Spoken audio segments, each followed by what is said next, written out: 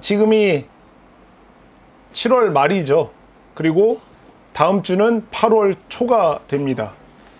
7월 말 8월 초, 지금 뉴스에서도 계속해서 이야기하고 있는 게 지금 시즌이 우리나라 사람들이 가장 많이 휴가를 가는 계획을 하고 있는 그 시즌이라고 이야기를 하고 있죠. 그래서 오늘도 날씨가 꽤 더운데 정말 이때쯤은 정말 많은 사람들이 휴가를 떠나는 그런 시즌이기도 합니다. 우리 살아나는 교회 지체들은 휴가도 취하고 또 수련회도 지난주에 이제 갔다가 왔어요. 그쵸? 그렇게 날씨가 많이 무덥지 않을 때에 아주 귀한 시간을 주셔서 여름 수련회를 은혜 가운데 잘 마치고 돌아왔는데, 아직도 휴가를 가지 못한 사람들은 이번 주나 아니면 다음 주 중으로 해서 정말 많은 사람들이 국내 아니면 국외로 많은 사람들이 아마 여름 휴가를 떠나게 될 거라고 예상을 하고 있습니다. 자, 여러분들은 어떤 지역, 어떤 나라를 이렇게 휴가지로 떠나고 싶습니까? 특별히 좀 휴가로 가고 싶은 그런 지역과 나라가 있으십니까? 어디에 가고 싶으세요? 어디 가고 싶은데 특별히 없으세요? 없어요. 뭐 요즘에 많은 사람들이, 우리나라 사람들이 이제 여름 휴가지로 가장 많이 찾는 곳이 우리나라 안에서는 이제 강원도를 가장 많이 가고 싶어 한다고 해요. 이제 동해 쪽이니까 그쪽을 많이 가고 싶어 하고, 그리고 제주도도 많이 가고 싶어 하고, 지금 인천공항은 아주 북적북적하다라고 하잖아요. 우리나라에 여행을 이제 안 가고 해외로 여행을 가고 싶어 하는 사람들도 있어서 꽤나 많은 사람들이 해외로 여름 휴가를 떠나는 모습을 우리가 보고 있습니다. 여러분 혹시 그리스 산토리니라는 도시를 알고 계세요? 그리스의 산토리니. 그렇죠. 예, 포카리 스웨트 광고도 찍고 뭐 이런 이렇게 연상되는 그런 도시이기도 하는데, 제가 한 블로그에서 이 도시를 소개하는 글을 잠깐 읽어드리도록 하겠습니다. 그리스 산토리니라고 하는 도시인데, 이 도시는 많은 사람들이 휴가지로 자기가 좀 휴양을 떠나고 싶어하는 도시 중에서 아주 대표적인 도시인데, 이렇게 이 도시를 소개하고 있습니다. 숨막히는 일몰. 자, 다시 그리스 산토리니를 설명하는 거라고요. 지금 일본이 아니라 숨막히는 일몰, 그리고 하얗게 칠해진 건물들, 수정처럼 맑은 물, 화산 절벽에 자리 잡은 그림 같은 마을이 있는 산토리니는 로맨스, 또 휴식, 눈부신 자연의 아름다움을 추구하는 많은 사람들에게 꿈의 목적지입니다 라고 이렇게 이 도시를 소개하고 있어요. 그리고 요즘에 굉장히 인기를 끌고 있는 또 여행지 중에 한 곳이 페루에 있는 마추픽추입니다. 마추픽추. 이곳을 또한 이렇게 설명하고 있어요. 안데스 산맥 높은 곳에 자리 잡은 이 고대 잉카 성체는 신비로운 분위기, 그리고 경외심을 일으키는 유적들, 주변 풍경에 탁 트인 전망으로 모험가와 역사 애호가 모두를 사로잡습니다. 그리고 저도 가본 적은 없는 프랑스령의 폴리네시아 보라보라라고 하는 그런 섬이 있습니다.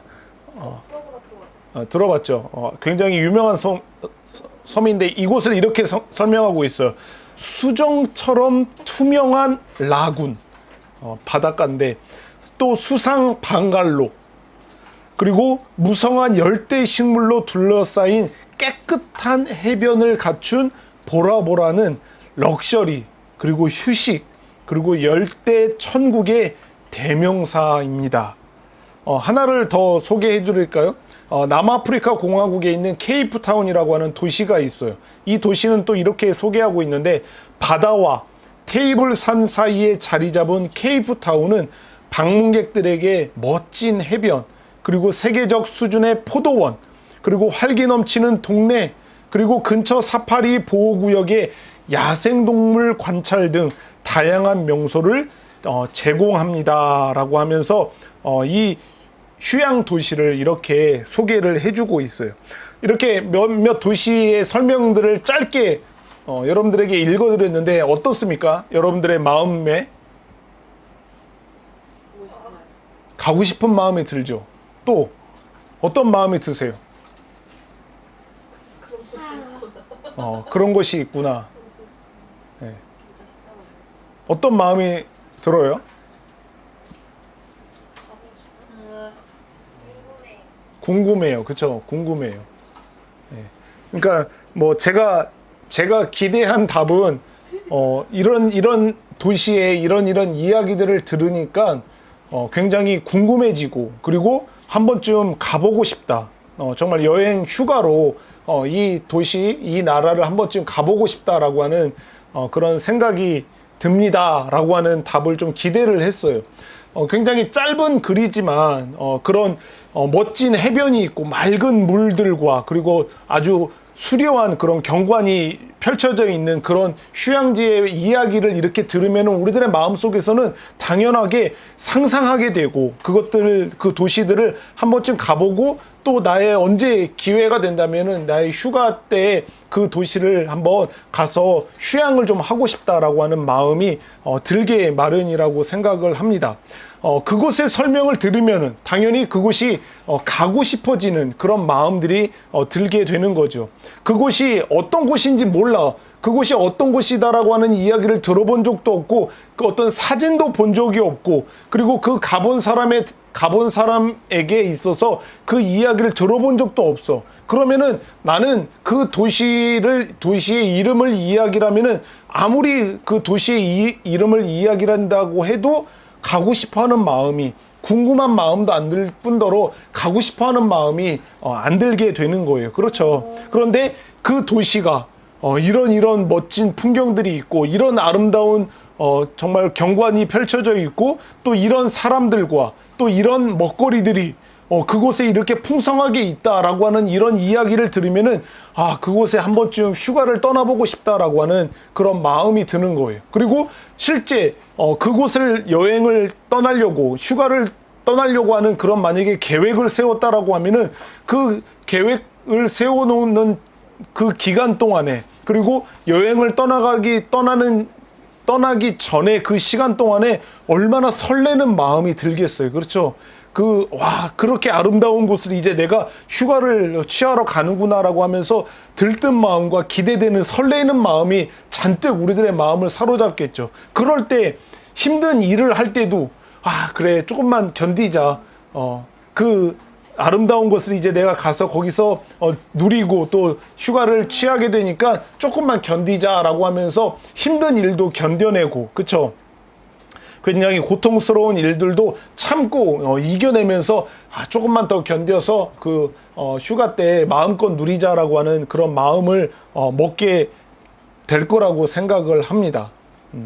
제가 왜 이 이야기를 지금 여러분들에게 하냐라고 하면은 우리가 앞으로 영원한 생명으로 영원한 시간을 보내게 되는 그 하나님 나라, 다른 말로 이야기를 하면은 천국, 그리고 또 다른 말로 이야기하면은 낙원, 우리가 장차 가게 될 그 낙원, 이 하나님의 나라나 천국이나 이 낙원의 이야기를 자주 우리가 듣는 것은 우리들의 신앙생활에 있어서 굉장히 유익하다라고 하는 이야기를 하고 싶어서였어요. 예. 우리가 앞으로 장차 영원한 생명을 가지고 영원토록 그 나라 가운데서, 그 천국 가운데서, 그 낙원 가운데서 계속해서 살아가게 될 텐데, 그 나라가 어떤 곳인지, 그 천국이 얼마나 아름답고 얼마나 그 아름다운 그런 경관과, 그리고 그곳에서 우리가 무엇을 하게 될지에 대한 이야기를 자주 듣는 것은 우리에게 굉장한 힘이 되고 우리에게 굉장한 소망을 주기 때문에, 우리는 그 앞으로 우리가 가게 될 나라에 대한 이야기를 자주 듣는 것이 굉장히 유익하다라고 하는 겁니다. 우리가 힘든 인생을 살아가잖아요. 뜻대로 되지 않고, 그리고 때로는 실패도 하고 낙심도 하고 좌절도 하고 고통스러운 순간들을 만나게 되는 그 순간들 속에서 이 우리가 앞으로 가게 될 영원한 하나님의 나라에 대한 이야기를 자주 들을 때 우리들은 그 고통을 이겨낼 수가 있어요. 그 고통 가운데서도 우리는 소망을 품고 견딜 수 있는 힘이 우리에게 주어지기 때문에 그 나라에 대한 이야기를 자주 듣는 것은 우리에게 굉장히 큰 유익을 준다라고 하는 말입니다. 지금 제가 잠깐 많은 사람들이 가고 싶어하는 그 아름다운 도시의 이야기를 잠깐 들려준 것만으로도 우리는 그 설레는 마음이 생기고 한 번쯤 가보고 싶고 궁금한 마음이 생기는 그것처럼, 성경 속에서 하나님께서 장차 우리가 영원한 나라에서 영원토록 거하게 될 그 나라에 대한 이야기를 어떻게 해주시는가를 우리는 자주 또 종종 그것들을 확인하면서 우리가 거하게 될 그 나라를 우리가 상상하게 되고 꿈꾸게 되고 소망하게 되어져서 이 인생을 살아가는 동안에 큰 위로를 얻고 또 소망을 품고 살아갈 수 있어야 하기 때문에 오늘 저는 요한계시록 이 7장 15절과 17절 말씀을 통해서 여러분들에게 우리가 앞으로 살아가게 될 그 나라의 한 부분을, 단면을 보여드리고 싶은 거예요. 그래서 여러분들의 마음속에 와, 정말 우리가 가게 될 그 나라, 내가 영원토록 거하게 될 그 천국, 그 낙원이 바로 이런 곳이구나 라고 하는 것을 알게 되고, 그래서 우리의 마음 가운데 설렘과 소망을 품을 수 있는 그런 시간이 되어지기를 소망합니다. 그래서 그 소망을 품은 자들은 이 땅 가운데서 조금 힘들고 좀 고통스럽고 조금 슬픈 일을 당하더라도, 억울한 일을 당하더라도 그 소망을 품고 영원한 그 나라가 어떤 곳인지를 우리는 아니까 조금만 견디자. 우리는 앞으로 거하게 될 그 나라가 우리 가운데 있다라고 하는 것을 가지고 견디고 또 소망을 품고 살아갈 수 있는 여러분들이 되었으면 좋겠습니다. 아멘이시죠? 네, 아멘입니다.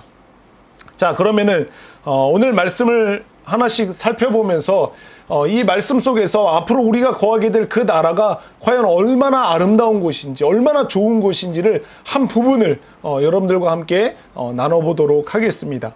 자, 한번 15절 말씀을 먼저 한번 같이 읽어보도록 하겠습니다. 15절 시작. 그러므로 그들이 하나님의 보좌 앞에 있고 또 그의 성전에서 밤낮 하나님을 섬기매 보좌에 앉으신 이가 그들 위에 장막을 치시리니. 아멘, 아멘.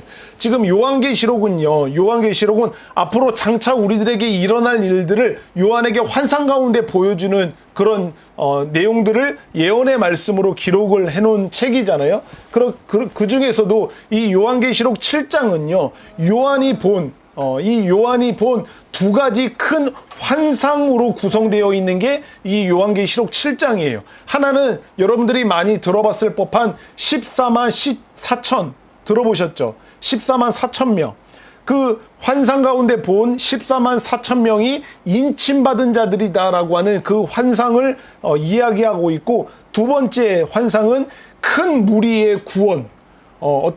14만 4천 명이라고 하는 그 무리가 있는데 그 큰 무리의 구원에 대한 환상을 기록해 놓고 있는 게 바로 요한계시록 7장이다라고 하는 것입니다. 그 중에서 우리들은 이 14만 4천 명이라고 하는 것은 상징적인 숫자잖아요. 뭐 그런 신천지 같이 그런 이단들은 14만 4천을 숫자적으로 이것을 해석해서 하나님께 구원받은 백성들은 14만 4천 명이 구원받게 될 것이다 라고 그렇게 이야기를 하고 있지만, 어린 반푼어치도 없는 소리죠. 그쵸?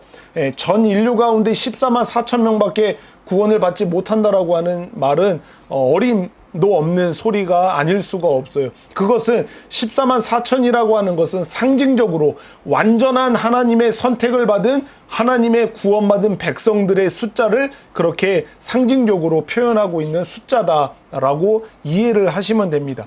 그런 하나님의 백성들이 구원을 받게 될 것이다라고 하는 건데, 그 구원의 무리가 앞으로 어떤 모습을 하게 될지에 대한 환상을 요한이 지금 이야기를 해주고 있는데, 첫 번째 15절에서 보면은 이들이 어디에 거하게 될 것이냐라고 이야기를 하냐면요, 성전에서, 하나님의 성전에서, 그리고 그 성전 중에서 가장 소중하고 가장 중요한 곳이라고 할 수 있는 바로 보좌 앞에 거하게 된다라고 이야기를 하고 있는 거예요.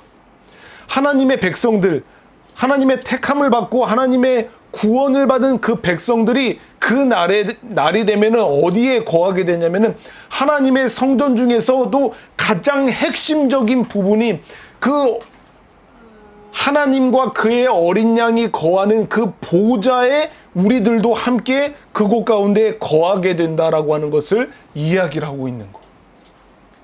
우리가 어디 지역을 가고, 그리고 어디 도시를 가고, 어디 집을 방문하거나 어디 장소를 거하게 되는데, 어디 변두리에, 그리고 어디 외진 곳에 그렇게 한쪽 구석에 머무른다라고 하면은 굉장히 비참하다라고 이야기할 수가 있고, 굉장히 주목받지 못하는 그런 곳에 거한다라고 할 수가 있겠지만, 어떤 도시의 중심, 핵심적인 곳에, 그리고 어떤 건물의 가장 중심적인 곳에 우리가 거하게 된다라고 하면은 그것이야말로 우리가 얼마나 소중한 사람이냐라고 하는 것을 우리는 알 수 있게 되잖아요. 그것처럼 우리들은 하나님의 나라 천국에서도 가게 되면은 그 천국 어디 외진 곳에 어떤 주변의 변두리에서 그냥 쭈그러져 갖고서는 거기에 거하는 것이 아니라 하나님의 성전,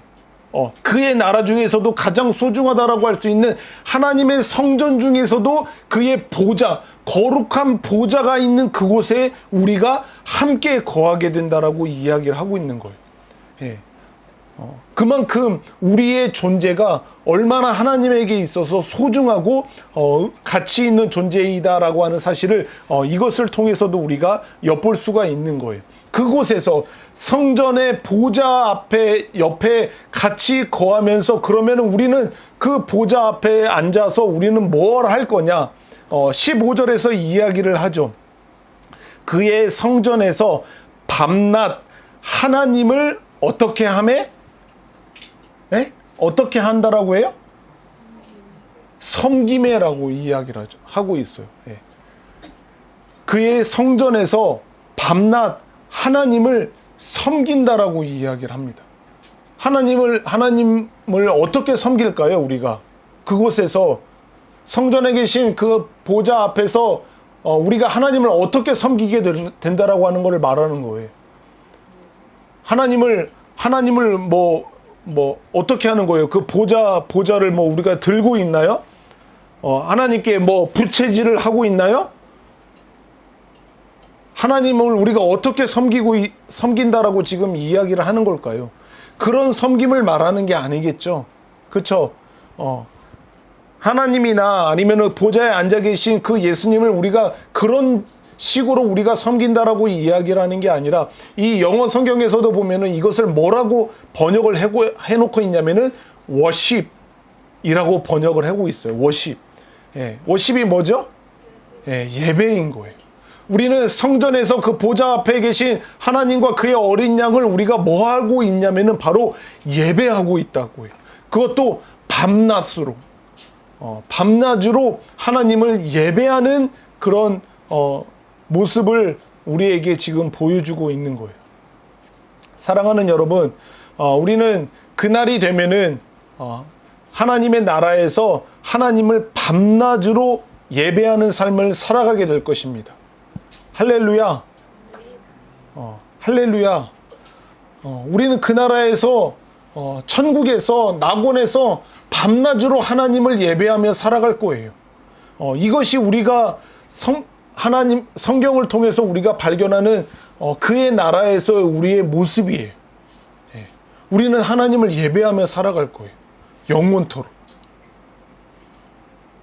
이것이 저와 여러분들에게 기쁨이 되어졌으면 좋겠어요. 그날에 우리가 밤낮으로 하나님을 마음껏 예배하는 그 삶을 우리가 살아가게 된다라고 하는 그 사실이 진짜로 우리들의 마음속에 기쁨이 되어졌으면 좋겠어요. 즐거움이 되어졌으면 좋겠어요. 그것이 되기 위해서는 이 땅 가운데서 천국을 연습하는 그 시간이 되는 이 예배 시간이 여러분들에게 기쁨이 되고 즐거움이 되어야 하는 거예요. 아셨죠? 여기서도 즐겁지 않고 여기서도 기쁘지 않고 여기서조차 따분하고 지겹고 하기 싫은 예배라면은 그것을 영원토록 하나님의 보좌 앞에서 한다면은 그거야말로 힘든 일이 어디 있겠어요. 그쵸? 에이, 목사님 아니에요.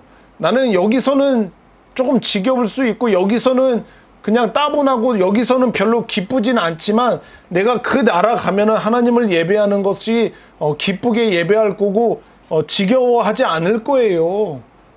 오해하지 마세요. 여기서는 좀 내가 그렇지만 거기서는 그러지 않을 거예요.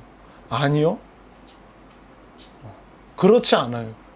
여기서도 우리는 하나님을 기쁘게 예배해야 되고 여기서도 우리는 하나님께 즐거움으로 하나님을 예배할 수 있어야 되는 거예요. 그래야 그 하나님을 예배하는 기쁨이 소망이 우리 가운데 소망으로 여겨질 수 있게 된다라고 하는 사실입니다. 사랑하는 하나님의 자녀된 여러분, 하나님을 예배하는 기쁨을 회복하시길 바랍니다. 하나님을 예배하는 즐거움을 회복하시기를 바랍니다. 그럴 때 하나님께서 이 땅 가운데 살아가는 우리들의 삶이 천국을 살아가는 삶으로 하나님께서 살아가게 하실 줄 믿습니다. 아멘, 아멘. 이것처럼 우리가 앞으로 거하게 될 그 영원한 하나님의 나라에서는 우리가 하나님의 성전에서 그리고 그분의 보좌 앞에서 함께 거하면서 영원토록 밤낮으로 하나님을 찬양하고 경배하고 높여드리며 예배하는 삶을 살아가게 된다라고 하는 사실을 우리들에게 이야기를 해주고 있고, 그러면서 또 하나 15절 후반부에 보면은 이렇게 이야기를 하고 있어요. 그들 위에 장막을 치시리니, 이렇게 이야기를 하고 있죠. 그죠? 그들 위에 장막을 치신다라고 이야기를 하고 있잖아요. 한번 여러분들 상상을 해보세요. 우리가 지금 하나님의 나라에 들어갔어요. 그런데 그 하나님의 나라의 너무나도 핵심적인 장소인 그 성전에서도 가장 거룩하고 가장 영광스러운 자리라고 할 수 있는 하나님이 앉아 계신 그 보좌에 우리가 함께 거하면서 하나님을 예배하고 있는데, 그 예배하고 있는 우리에게 하나님이 지금 장막을 치신다라고 이야기를 해요. 이 여러분들 요한계시록은요, 묵시문학의 장르로 기록된 게 요한계시록이거든요. 묵시문학이라고 하는 예언의 말씀으로 그렇게 기록해 해놓은 책이기 때문에 이것을 문자적으로만 해석하면 되는 게 아닌 거예요. 그렇죠? 우리가 하늘나라에 있는데, 지금 왜 우리가 하늘나라에 있는데 뭐가 우리를 가릴 게 있어서 우리 위에 장막을 치신다라고 이야기를 하겠어요. 그렇죠? 그 장막을 치신다라고 하는 것은 무엇을 의미하는 거냐면요, 영어 성경에 보면은 이 장막을 치신다라고 하는 것을 어떻게 번역하고 있냐면요, to live라고 번역을 해놓고 있어요. to live. 이 말을 어떻게 해석을 해야 되냐면요, 우리와 함께 거하신다. 하나님이 우리와 함께 거주하신다. 하나님이 우리와 함께 사신다. 이렇게 해석을 해야 되는 본문인 거예요.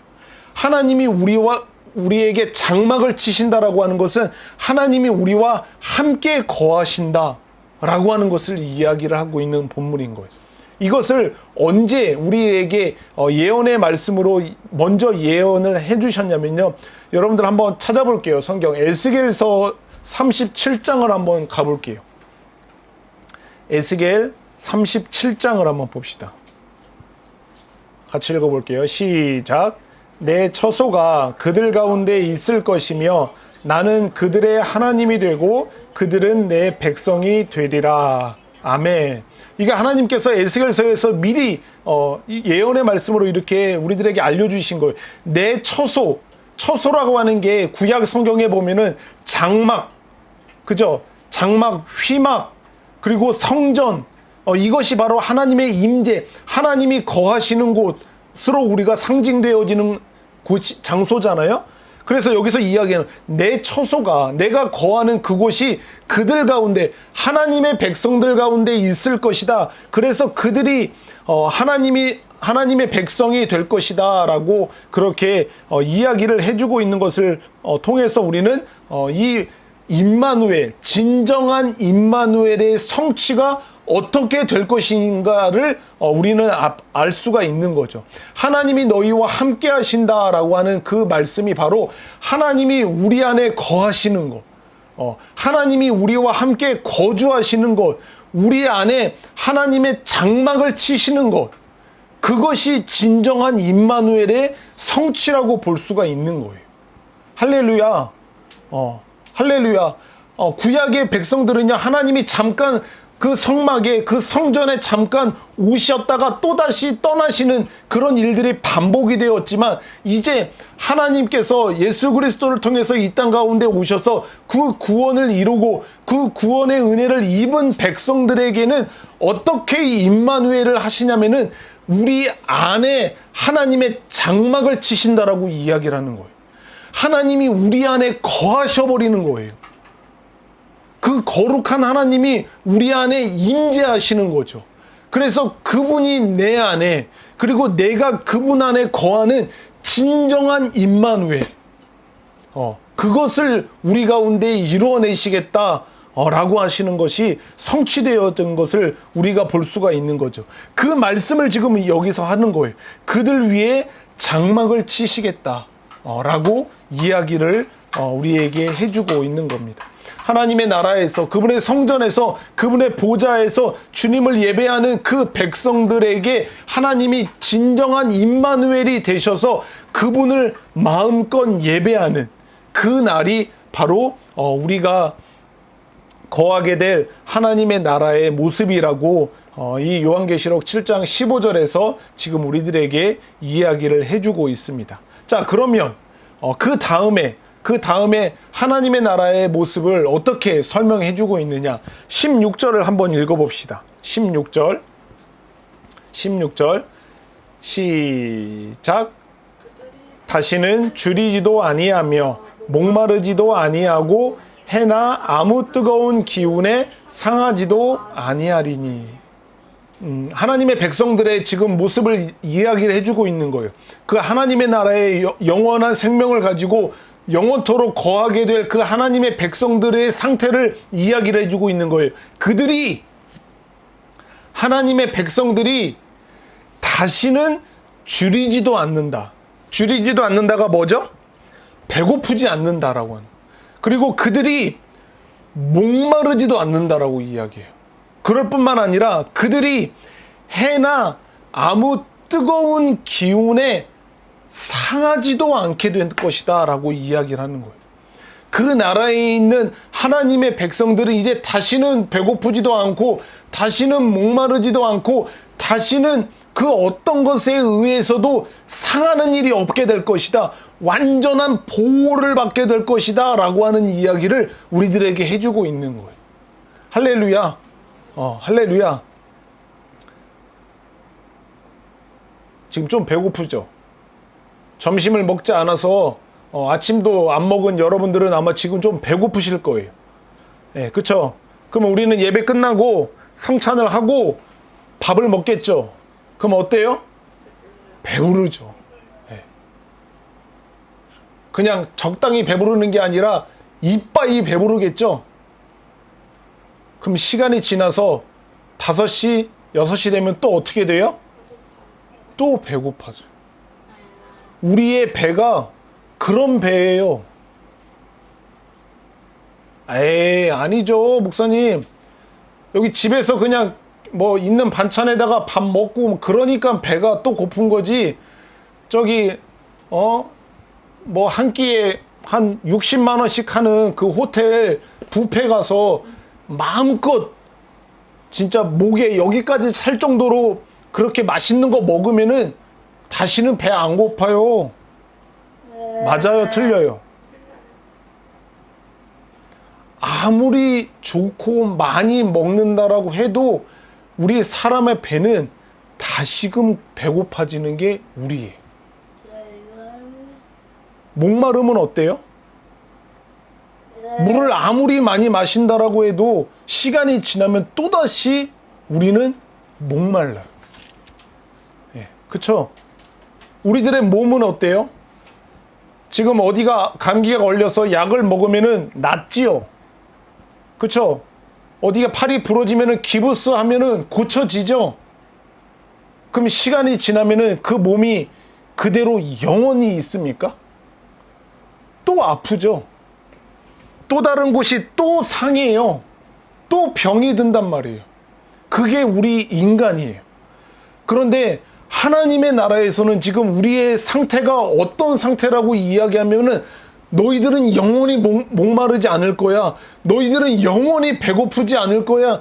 너희들은 그 무엇으로도 상하는 일이 없을 거야. 라고 말씀해 주시는 거. 할렐루야. 아멘. 아멘. 이것은 예수님께서 이 땅 가운데 오셔서 예수님께서 먼저 우리들에게 이야기해 주셨어요. 우리가 그런 삶을 살게 될 것이다 라고 먼저 그렇게 이야기를 해주셨거든요. 한번 찾아봅시다. 요한복음 6장을 한번 볼까요? 요한복음 6장. 자, 같이 읽어볼게요. 시작. 예수님이 하신 말씀이에요. 시작.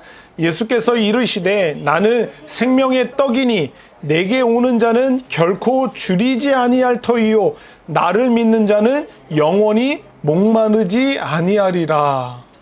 아멘. 예. 예수님이 이렇게 이야기를 하시는 거예요. 나는 생명의 떡이다. 이따 우리가 성찬을 하게 될 건데 예수님이 생명의 떡이 되신다라고 이야기를 하는 거예요. 이 말은 뭐예요? 내가 생명의 떡이다. 지금 이 이야기를 하시면서 나에게 오는 자는 결코 줄이지 않을 것이다. 결코 배고프지 않을 것이다 라고 말하는 건데 지금 나는 생명의 떡이니 어떻게 해야 된다라고 하는 걸 말하는 거예요. 예수님이 나는 생명의 떡이다. 그러니까 어떻게 해라? 내게 오는 자라고 하는 것은 뭐예요? 예? 아니 지금 봐보세요 여러분들.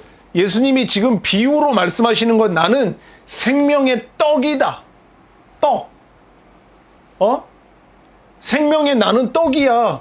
그러니까 내게 오는 자는 결코 다시는 배고프지 않을 거야. 이 말을 하시는 것은 뭐예요? 나를 어떻게 해라? 아니 지금 비유가 생명의 떡이라니까. 먹어라예요. 먹어라. 나를 생명의 떡인 나를 먹는 자는 영원히 배고프지 않을 것이다.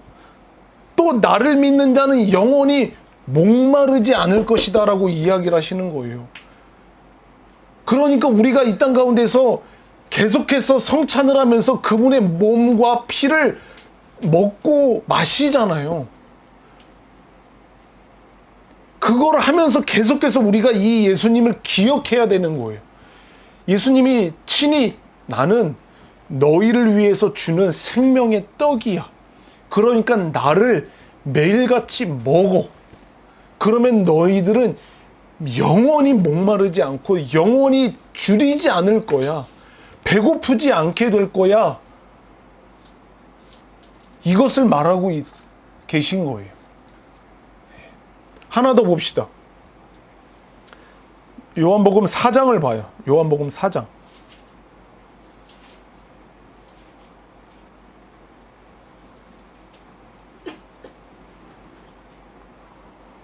자, 14절. 아주 유명한 말씀이죠. 시작. 내가 주는 물을 마시는 자는 영원히 목마르지 아니하리니 내가 주는 물은 그 속에서 영생하도록 솟아나는 샘물이 되리라. 아멘. 네. 내가 지금 너에게 주는 물은 이 물을 마시면은 너희들은 지금도 물을 마시면은 시간이 지나면 또다시 목마르고 또 갈증이 생기고 또 물을 마셔야 되지만 내가 지금 너희에게 주는 그 물은 이 물을 마시는 자는 다시는 목마름이 없는 그 물을 너희들에게 준다. 그래서 그 물은 그 속에서 영생하도록 솟아나는 샘물이 되리라. 그죠? 샘물이 되리라라고 말씀하시는 거잖아요. 그죠? 그래, 아니에요. 네. 예.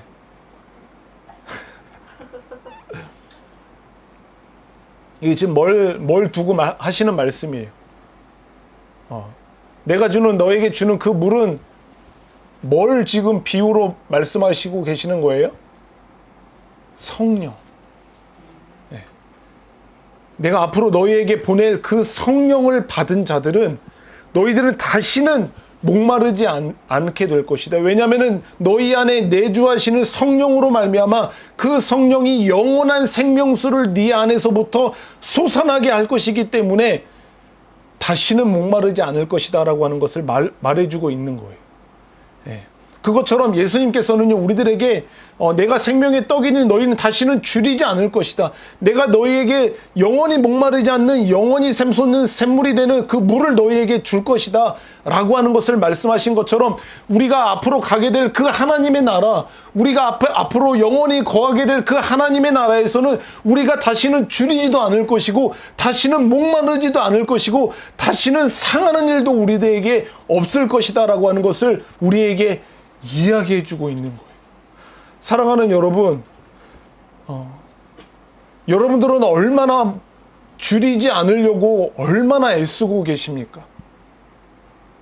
지금 이 땅 가운데서 삶을 사시면서 얼마나 줄이지 않으려고, 배고프지 않으려고 얼마나 많은 노력을 하고 있냐고요. 생각해 보세요. 여러분들이 목마르지 않으려고 얼마나 많은 수고들을 하고 계세요. 제가 다 여러분들의 삶을 속속들이 알 수는 없지만 그나마 담임 목회자로서 여러분들의 삶을 가까이서 들여다보고 있지만 여러분들이 살고 있는 그 삶이 여러분들이 느끼시는 것보다도 여러분들의 삶은 훨씬 더 고된 삶을 살고 계세요. 그것이 일상이 되고 그것에 대해서 내 영혼이, 내 마음이 그것을 다 느끼지 못하니까 그것을 그렇게 고통스럽게 여기지 않고 계시겠지만 여러분들이 이 땅 가운데에서 삶을 목마르지 않고 줄이지 않는 삶을 살아가기 위해서 지금 얼마나 애쓰고 있냐고. 직장 가운데서 사람들과의 관계 속에서 여러분들의 그냥 일상적인 삶 속에서 얼마나 많은 노력을 하고 있냐고. 얼마나 많은 고생을 하고 있어요. 여러분들이 만약에 일하지 않아도 여러분들이 만약에 그런 희생과 그런 고생을 하지 않아도 목마르지 않고 줄이지 않는 삶을 살아갈 수 있다면은 여러분들이 지금 여러분들의 마음이 얼마나 편하시겠습니까? 상상을 한번 해보자고요, 우리가. 예? 내가 이런 고생, 내가 이런 수고, 내가 이런 열심을 내지 않아도 먹을 게 많고, 마실 게 많고, 누릴 게 내 안에 너무나도 많아. 그렇다라고 하는 것을 한번 상상을 해보자고요. 기쁘지 않겠어요? 흔히 이야기하잖아요. 건물주들, 그냥 큰 건물 하나 있고 거기에 수십 개의 상가들이 있으면 한 달에 몇 억의 세들이 내 통장에 들어와. 나 특별히 관리하지 않아도 돼. 그래서 나는 그냥 특별한 일을 하지 않아도 한 달에 수입이 몇 억씩 그냥 내 수중에 들어와. 그것을 여러분들 상상을 해봐요. 얼마나 기쁘겠어요. 얼마나 즐겁겠어요. 그쵸? 근데 우리는 줄이지 않기 위해서. 나 일하지 않으면 월급 받지 못하잖아. 내가 수고하지 않으면은 내가 그 더러운 그 사람과 그런 정말 속상한 관계를 맺지 않아도 내가 충분히 먹을 게 있고 사용할 돈이 있고 그렇다면은 우리들의 마음이 얼마나 평안하겠어요. 그런데 그럴 수 없어서 얼마나 수고해요. 얼마나 애를 쓰고 있냐고요. 그 시험, 지긋지긋한 시험 공부 하겠냐고. 안 하잖아요. 그런 고생 안 하잖아요. 우리들의 이 몸, 편안하고 안락하고 그리고 상하지 않게 건강한 몸을 유지하기 위해서 우리가 또 얼마나 많은 수고를 합니까? 얼마나 많은 돈을 써요. 얼마나 많은 스트레스를 받아요. 살이 찌면 쪘다. 살이 빠지면 빠졌다. 어디 아프면 아프다. 시간이 지나면 20대, 30대, 40대, 50대 시간이 지나면 지날수록 새로운 병이 찾아와서 우리를 얼마나 많이 힘들게 합니까? 얼마나 많이 두렵게 해요. 그러니까 보험도 들고 건강검진도 받고 계속 그러면서 신경 쓰면서 살잖아요. 그런데 내가 시간이 지나도 많이 먹어도 뭘 해도 내 몸이 상하질 않아. 다치질 않아. 늙질 않아. 그러면 얼마나 행복하겠어요. 상상만 해도 해보세요. 네. 하나님을 대적하는 인간들이 하고자 하는 일이 바로 그거거든요. 영생 불사잖아요. 늙지도 않고 안티에이징 얼마나 사람들의 마음속에 많아요. 예. 시간이 지나도 주름살 없고 시간이 지나도 내 몸이 쇠하질 않는 거죠. 늙지 않는 거예요. 이것을 위해서 사람들이 얼마나 많은 연구를 하고 노력을 합니까? 그렇죠? 그런 화장품을 만들고 그런 수술 방법을 만들고 얼마 전에도 뉴스에 나오잖아요. 계속해서 동물의 장기를 이용해서 인간의 장기를 대체하는 시도를 계속해서 하잖아요. 그것이 궁극적으로 사람들이 원하는 게 뭐예요? 시간이 지나서 인간의 몸이 쇠퇴하고 노화가 되는 그거. 그래서 장기가 더 이상 쓸 수 없게 되는 그때에 새로운 장기로, 건강한 장기로 대체해서 그 노화를 막아보려고 하는 거예요. 그렇게 해서 더 오랫동안 살아보려고 하는 거잖아요. 상하지 않기 위해서 그 몸이 늙지 않기 위해서 계속해서 그 일을 하는 거잖아요. 그렇죠? 그런데 우리가 그날에는 어떠한 수고를 하지 않아도 어떠한 열심을 내지 않아도 아무리 스트레스를 받고 뭘 한다라고 해도 얻을 수 없는 그것을 우리는 그날에는 줄이지도 않을 것이고 목마르지도 않을 것이고 상하는 일도 없게 되는 거예요. 할렐루야. 그게 우리 가운데 이루어진다니까요. 우리가 꿈꾸고 바라던 그 일이 그 나라에서 비로소 이루어진다라고 하는 것을 지금 우리들에게 말씀해 주고 계시는 거예요. 예수님께서 그 제자들에게 그리고 우리들에게 계속해서 이야기하셨던 것, 나를 믿는 자는, 나 생명의 떡을 먹는 자는 앞으로 너희들이 이렇게 될 것이다 라고 하는 그 예수 그리스도의 말씀이 그날에 가서야 온전히 비로소 성취되는 것을 우리가 경험하게 된다라고 하는 것.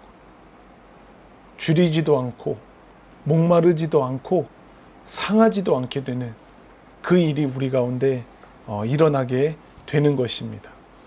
할렐루야. 시편 23편 우리가 잘 아는 좋아하는 말씀이잖아요. 거기 4절 말씀에 보면 이렇게 이야기하잖아요. 내가 사망의 음침한 골짜기를 다닐지라도 해를 두려워하지 않는 것은, 우리가 상하게 되는 것을 걱정하지 않게 되는 것은, 우리가 병들고 우리가 죽게 되는 것을 걱정하지 않게 되는 것은 주께서 나와 함께 하심이라. 하나님이 우리와 함께 하시기 때문에 우리가 사망의 음침한 골짜기를 다닐지라도 해를 두려워하지 않을 수 있게 되는 거예요. 네.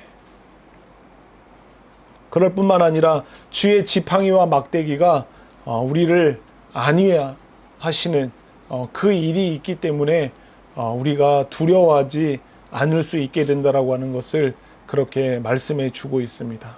자, 마지막으로 17절 말씀을 한번 읽어봅시다. 17절 말씀 같이 읽어보겠습니다. 시작.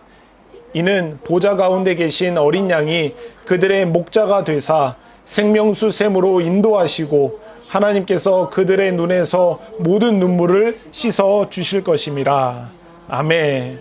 여기서 마지막에 이제 우리가 거하게 될 그 하나님의 나라, 그리고 천국, 그 낙원, 그곳에서의 모습을 마지막으로 우리들에게 이야기를 해줄 때 어린 양이 그 하나님의 백성들의 목자가 되신다라고 하는 것을 우리들에게 이야기를 해주고 있어요. 하나님의 어린 양, 예수 그리스도가 우리들의 진정한 목자가 되어주신다라고 하는 것을 우리들에게 이야기를 해주시면서 그 목자가 되신 어린 양이 우리들을 어디로 인도하신다라고 말씀하고 계십니까? 어디로 인도하신다고요? 생명수 샘으로 우리를 인도하신다라고 이야기를 하십니다. 여기서 말하는 이 생명수 샘이라고 하는 것은 우리가 무엇을 떠올리게 되냐면요, 창세기 3장에 보면은 하나님의 피조물인 그 아담과 하와가 범죄하고 난 이후에 아담과 하와가 범죄하고 난 이후에 그 하나님께서 아담과 하와를 그 에덴 동산에 있는 그 무엇으로부터 하나님이 가까이 가지 못하도록 그들을 막으세요. 불길로 그들을 막으세요. 어디를 가까이 하지 못하도록 그들을 막으셨죠? 예? 에덴 동산 중에서도 어디가 있는 곳을 그들이 가지 못하도록 막으셨잖아요. 어디였어요? 생명나무. 하나님께서 저기 생명나무가 있고 여기 선악과가 나무가 있다라고 하는 것을 말씀하셨는데, 저 생명나무가 아니라 선악과를 따먹으로 말미암아 범죄한 그 아담과 하와가 어디를 가지 못하도록 막으셨냐면요, 생명나무의 길을 가지 못하도록 막으셨어요. 왜 그러셨죠? 왜 그러셨죠? 그 생명나무의 열매를 먹고 영생할까? 그래서 그것을 하지 못하도록 그들을 막으셨단 말이에요. 이것을 우리가 떠올리게 되는 거예요. 우리는 마지막 그날에 하나님의 나라에 거하는 우리의 백성들은 그때 당시에는 범죄하고 난 이후에는 생명나무에 가까이 가지 못했어요. 그것을 먹으면은 영생할 수 있는 그 생명나무에 가까이 가지 못하도록 하나님께서 그것을 막으셨는데, 이제는 하나님의 나라에서는 하나님이 무슨 일을 행하시냐면요, 하나님의 어린 양을 우리의 목자가 되게 하셔서 우리에게 영원한 생명을 주는 그 생명수 샘으로 우리를 이끌어 가시는 거예요. 할렐루야. 이제는 그 전에는 우리를 그 영원한 생명으로 얻을까봐 우리를 거기서부터 막으셨어요. 가지 못하도록 밀어버리셨단 말이에요. 그런데 이제는 영원한 하나님의 나라에 거하는 하나님의 백성들에게는 이제 영원한 생명을 얻는 그 생명수 샘으로 우리를 하나님이 인도하시는 거예요. 그 일이 우리 가운데 일어난다라고 하는 거예요. 영원한 생명을 누리게 하시는, 영원한 생명을 마음껏 향유하게 하시는 그 하나님의 모습이 여기서 드러나게 되는 거죠. 이전에는 우리를 막으셨지만 이제는 우리를 인도하시는 그 하나님을 우리가 여기서 발견하게 되는 거예요.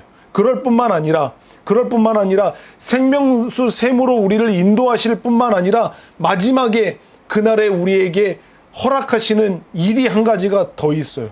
하나님께서는요, 어린 양의 피로 구원한 이들을 맞이하면서 그들을 영원한 생명의 나라로 맞이하시면서 하나님께서 행하시는 주요한 행위가 하나가 있는데 그 하나님이 행하시는 주요한 행위를 지금 무엇이라고 이야기를 해주고 있냐면은 모든 눈물을 씻겨주신다라고 이야기를 하는 거예요. 이것은 우리가 하는 게 아니라 하나님이 우리들에게 행해주시는 행위예요. 그쵸? 우리를 하나님의 나라로 맞이하시는 거예요. 하나님이 생명수 샘으로 우리를 인도하시고 나서 거기에 있는 하나님의 백성들, 예수 그리스도의 십자가의 피로 구원받은 하나님의 백성들의 그 눈에서 흘리고 있는 그 눈물을 하나님이 닦아주신다. 할렐루야. 여러분들 생각해 보세요. 이제 이 땅 가운데서 삶을 마치고 그렇게 간절히 기대하고 사모했던 하나님의 나라에 들어온 그 하나님의 백성들, 그 구원의 완성을 이루는 하나님의 백성들이 이제 왔어요. 하나님의 나라에. 그래서 저기서부터 오는 그 하나님의 백성들을 맞이하신 그 하나님께서 그 하나님의 백성들을 향해서 행하시는 일이 무엇이냐면은 그들의 눈에서 흘리는 눈물을 닦아주시는 일을 하는 거예요. 좀 이상하죠? 오히려 어쩌면 하나님의 백성들이 그의 나라에 와서 기쁨으로 그들을 맞이하면서 환한 웃음을 웃고 있는 그들을 함께 웃으면서 맞이하시는 일이 더 자연스러울 것 같은데, 하나님은 그 하나님의 백성들의 행해 주시는 일이 무엇이냐면요, 그들의 눈에서 지금 흘리고 있는 눈물을 닦아주시는 거예요. 그런데 이 하나님의 백성들의 눈에서 흐르는 이 눈물은 기쁨의 눈물일 수도 있겠죠. 그렇죠? 그렇게 간절히 기대하고 소망했던 그 하나님의 나라에 들어왔기 때문에, 그 우리가 사랑하는 하나님을 만났기 때문에 흘리는 기쁨의 눈물일 수도 있지만, 여기서 하나님이 그의 눈물을 닦아주신다라고 하는 것은 위로하신다라고 하는 의미가 훨씬 더 큽니다. 그쵸? 위로해 주신다라고 하는 그 의미가 훨씬 더 크단 말이에요. 그 말은 뭐를 상정하는 거예요? 하나님의 백성들은 그 전에, 그 영원한 하나님의 나라에 오기 전에 수많은 눈물을 흘렸다라고 하는 것을 전제하는 거예요. 하나님의 이름으로 인하여, 예수 그리스도의 이름으로 인하여 이 땅 가운데 살아가는 동안에 수많은 눈물을 흘렸다라고 하는 것을 하나님은 아시고, 가장 먼저 그의 백성들을 맞이하시면서 그 흘렸던 눈물들을 가장 먼저 닦아주시면서 그들을 위로해 주시는 거예요.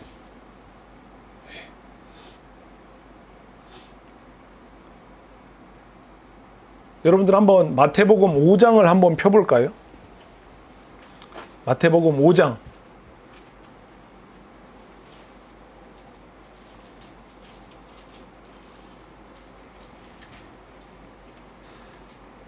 이 마태복음 5장은 우리가 익히 알고 있는 산상수훈이라고 하는 이름으로 예수님께서 제자들과 많은 사람들에게 하신 이야기가 기록되어져 있는 내용이잖아요. 그렇죠? 알고 계시죠? 이것은 하나님의 백성들이 이 땅 가운데서 이런 삶을 살아갈 것인데, 이런 삶을 살아가는 자들은 복이 있는 자들이다 라고 하는 것을 말씀해 주시는 거예요. 이 말은 다른 말로 이야기하면은 너희는 이런 삶을 살아야 된다. 그쵸? 너희들은 하나님의 백성으로서, 특별히 예수 그리스도를 믿는 사람으로서 이런 삶을 이 땅 가운데서 살아가야 된다라고 하는 것을 말하는 거지, 너희가 천국에서 그런 삶을 살아가야 된다라고 하는 걸 말하는 게 아니에요. 그것을 생각하고 이것을 한번 봐보세요. 하나님의 백성들이 어떤 삶을 살아가는지를 한번 보세요. 심령이 가난해야 돼요. 그리고 애통해야 돼요. 이 땅 가운데서 살아가는 동안 우리의 마음이 애통하는 마음이 있어야 돼요. 그럴 뿐만 아니에요. 6절에 보면은 의에 줄이고 목마른 자여야 되는 거예요. 그럴 뿐만 아니라 10절에 뭐라고 기록합니까? 의를 위하여 박해를 받아야 된다라고 말을 하고 있죠. 그리고 11절에 나로 말미암아 너희를 욕하고 박해하고 거짓으로 너희를 거슬러 모든 악한 말을 하게 될 것이다 라고 하는 것을 말하고 있는 거예요. 우리가 이런 삶을 살아야 된다라고 말하고 계시는 거잖아요. 그렇죠? 그리스도인으로서 살아가면은 너희가 이런 삶을 살아가야 된다라고 하는 것을 말하는 거예요. 의에 줄이고 목마르고 애통하고 그리고 의를 위하여서 박해를 받고 예수 그리스도로 말미암아 그 예수 그리스도의 믿음을 지키는 자들을 욕하고 그들을 박해하고 그들을 핍박할 거라고 하는 것을 말하고 있는 거예요. 그런 하나님의 백성들이 이 땅 가운데서 어쩌면 눈물을 흘리는 것은 필연적이에요. 여러분들은 예수 그리스도를 믿음으로 말미암아 이 땅 가운데서 어떤 삶을 살아가게 될 것을 꿈꾸셨습니까? 이제 예수 그리스도를 믿으면은 고통 끝, 고생 끝, 이제부터 꽃길만 걸을 것을 예상하셨습니까? 이제부터 나는 예수 그리스도를 믿고 하나님의 백성이 되었어. 그러면 나 이제는 천국 가기 전까지 모든 것에 다 성공, 모든 시험 다 합격, 돈에 궁핍함도 없고 아프지도 않고 내 눈에서는 절대 눈물이 없고 모든 삶에서 희희낙낙 웃음만이 넘쳐나는 삶을 기대하셨습니까? 아니요. 그런 삶이 없다라고 말하는 것이 아니라 그것만이 아니다라고 하는 거예요.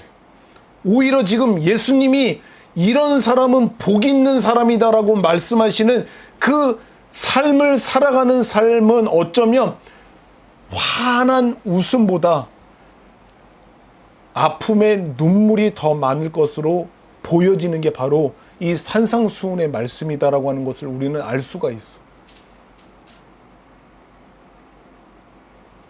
그렇기 때문에 하나님께서는 이것을 아시고 신실한 하나님의 백성들, 그 이름을 위해서 살아왔던, 그 믿음을 지키며 살아왔던 하나님의 백성들을 맞이한 그 하나님께서 가장 먼저 행하시는 일이 뭐냐면은 그들이 이 땅 가운데서 산상수훈의 말씀을 실천하며 그렇게 그 삶을 살았기에 거기서 흘렸던 눈물, 그 아픔, 그 고통, 그 슬픔을 아시는 하나님께서는 가장 먼저 그의 눈에서 그 눈물을 닦아주시면서 우리를 위로해 주시는 거예요.